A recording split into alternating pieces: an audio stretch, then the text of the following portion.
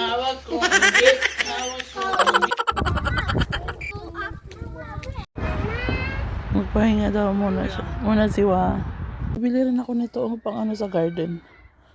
Another multiple corn?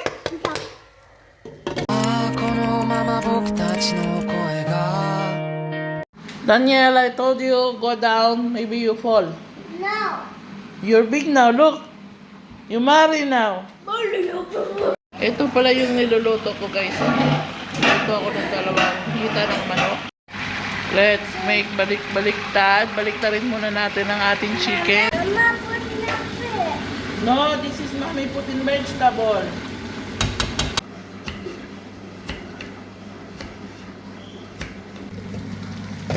Yummy, good.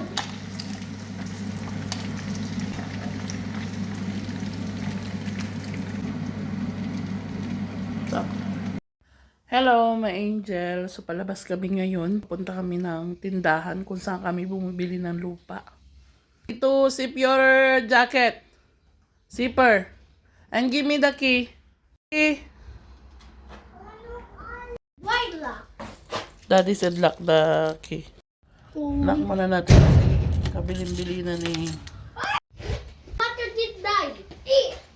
Shoulder in camera. Hey, trouble.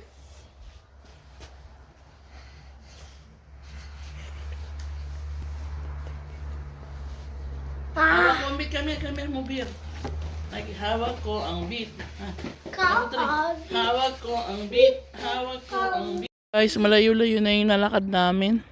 Mama, let's go up to the bed. Yeah, banana. Magpahinga daw muna siya. Muna si Wa. Guys, eto na yung store. Nakita na namin. Yung may matagal na store na to. Matandang store. Matanda yung may-ari nito. Ay, sarado. Bili rin ako nito ang pang ano sa garden. Mama, look, this red garden. It's close. At nandito na nga po kami sa bahay.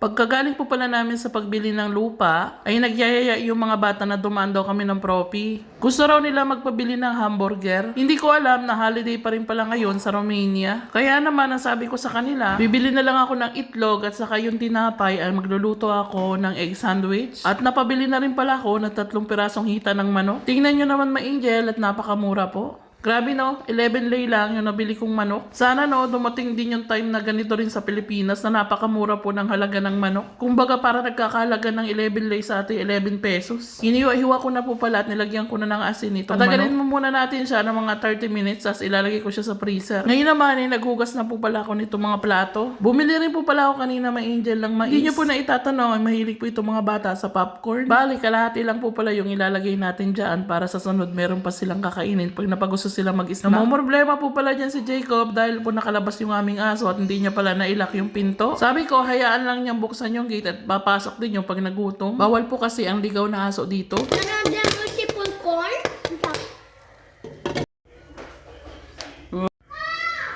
Wyatt, don't get carried.